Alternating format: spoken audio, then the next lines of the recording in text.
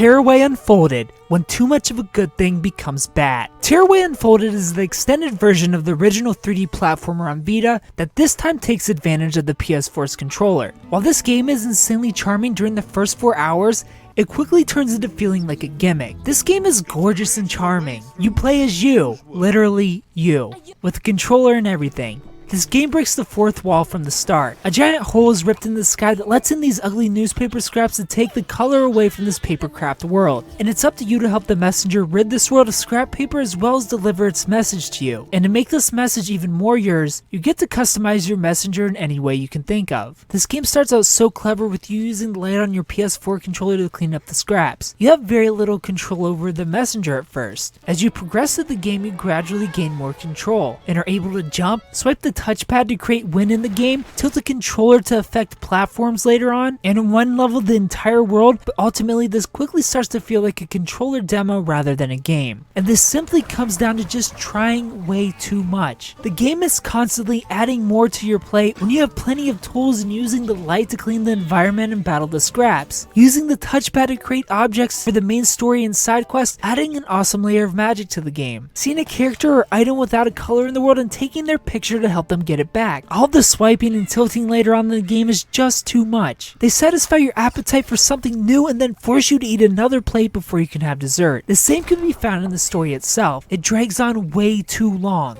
This is a 10 to 12 hour story depending on if you care to do side activities. But by hour 4 I was ready for the credits to come, and not because I was tired of the game, but because I felt like it was time, that the pacing has set up for this to be the end. Wrong. Okay, I forgive you. The game is halfway over. You give me another roller coaster to go on, save my pet that I randomly met and have no connection to at all for another 4 hours. Okay, I'm going to save him. This is the end. I'm ready for the credits. Wow, this was such a good game. Wrong, not the end. Have just one more plate. This leads what starts out to be you sitting down to eat a freshly baked slice of pie and ends up being a pie eating contest. There are so many chapters that add nothing to the story. I feel like they were just there to be there, to add padding. And again, the same can be said for the swiping with the wind and tilting the controller, with throwing objects into your controller to swipe them back out. It feels crammed and forced. These things should have been saved for a sequel. And next time, maybe they should fold it back up a little. While Tearaway Unfolded is one of the most charming platformers released in a while, I feel like the need to add and stretch gives a bitter taste to what could have otherwise been a sweet experience.